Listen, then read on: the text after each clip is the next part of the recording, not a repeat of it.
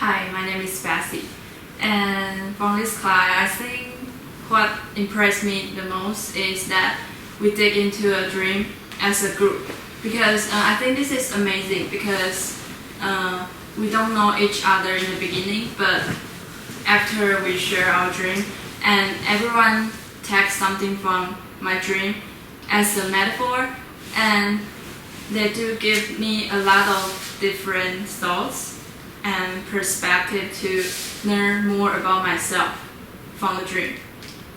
So this is I didn't expect this before the class. Yes. So, are there any people in the class that you feel you know better now? We know more about each one, like a little bit. Yeah, than in the beginning. Yeah. It's true. It's really true. When I used to I was trained as a scientist, and I'd walk in one of my classes, statistics or something, and there were all these interesting people. I would walk in and I'd walk out at the end of the semester not having met any of them. Pretty girls I'd like to meet, didn't meet any of them. In this class, people make friends in this class that they keep all the time during college. Okay, so anything else? Yeah? I think because there are a lot of times we take our dream as nonsense or meaningless, but after this class, I feel like a dream tells more than I used to think. Yeah, and also we have a resource. We're not poor. We have our dreams, There's a famous story, it's an Islamic story, I think, and a Sufi story about this old man. He's a beggar, and he lived in a little shack, wooden shack, along a road where people traveled, in like almost a desert area. So they had no farm, no money, and all his life he sat out. There was a kind of a wooden crate, a wooden chest on the front porch. He sat on that, and as travelers came by, he said, "Could you spare a few coins for a poor old man?" And people would give him the money. He lived that way his whole life, and his father lived that way before him.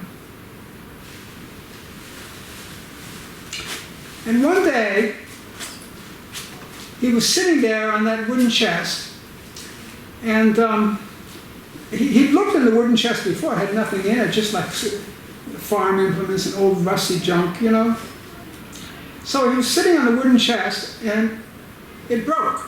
It was so old that it was rotten. And the chest broke, and the farm implements fell this way and that way, and then underneath were all these gold coins just spread out on the ground. His father, over his whole lifetime, had been a miser and had saved up all the money that he got from begging. And he had this whole chest of gold coins. And this old man sat there and looked at all those gold coins. They were his gold coins. And he was very sad because he thought, all my life, with all this money, I could have done so many things. But I didn't because I thought I was poor. That's the way we are. The gold coins are like our dreams. We have that creative element in our mind. We have that mental power. We have that special ability. We have a compass to direct us in the right direction. But almost everybody on the planet doesn't pay any attention to it. So let me see. Okay, I'm going to ask you a question. This might be a hard question. It's just the next one. It's the one that was for Anna, but she didn't want to answer it. In America and Europe, the fad these days, there are a lot of people interested in dreams, and there's a fad now.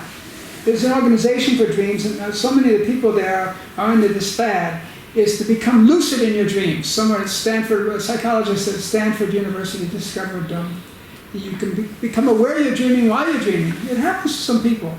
And to come to this class, they tell me that happens to them too. It happened to me once. And you become aware you're dreaming while you're dreaming, and you can exercise that and develop a power to get into your dreams, wake up in your dreams, and control your dreams. And one of the psychologists that first wrote a book about this kept talking in a book that it's called Creative Dreaming. She kept saying you could have sex with whoever you want. You know what I mean? And in those days, that's what we all wanted. Later on, people realized, I just want to have sex with the person I love. I don't want to have sex with anybody else. But the idea is you could get whatever you wanted. If you like to fly in dreams, you could fly. So you become conscious in your dreams, and you control your dreams. It's like entering into an alternate reality. Montague Yeoman, who invented this process, thought that was stupid to do that. That the dreams that benefit us the most are the ones that we can't control. Why would he feel this way? Why would it be true that the dreams that benefit us the most are the ones we cannot control? Not the ones we control. Everybody's trying to control the dreams. But in this class, the dreams that really help people the most were dreams that we had. They couldn't control them. We couldn't even understand them until we worked them out. Why would Montague Yeoman believe that kind of dream is more important than the dreams we can control, or controlling dreams? In other words, trying to learn from them is more important than controlling them. Why would he feel that? Because if the dream that we can control, that would bring us different thinking. Yes, it's true. Now, can you say it in a better way, or I'll ask someone else to say it in a different way? That's the answer. Can anybody say it in a better way? Ted, could you say it in a better way? No? Who could say this in a better way? A dream that you cannot control is more useful than one you can control. Because that means who I naturally am. Go ahead. Go ahead. That means who I naturally am. Finish the sentence. So that it's beneficial. You cut that real short. So what you're saying is who I naturally am is more beneficial to me than the one I'm trying to become. That's what you're saying. Is that what you're saying? Yeah. That's a different way of saying it.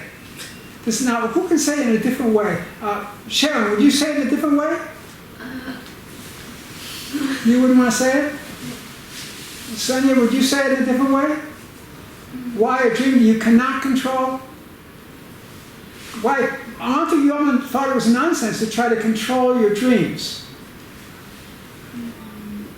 I think... Wait. If you could talk, let me point the camera at you. Every day you come to class looking so pretty, and today you came looking sick. Okay. And today I made a film, so nobody's going to know. So go ahead. I think because the unconsciousness is something we need to know more, so that we can know ourselves more. So I think to control the dream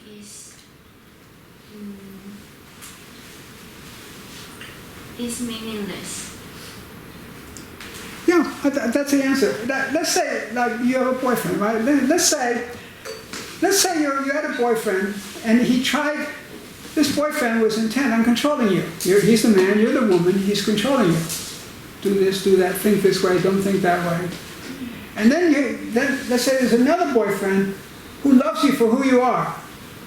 Which boyfriend is more useful? Which boyfriend is more real?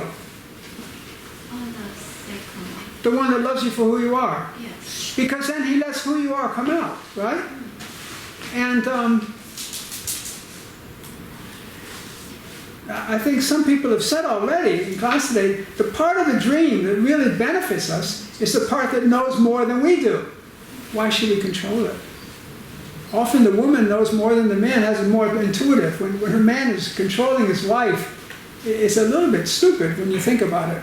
Or to control another person, anybody. It's better to let them be free. Okay, that's the answer to the question. Now, you sort of said it. You said it. Do you want to say anything more?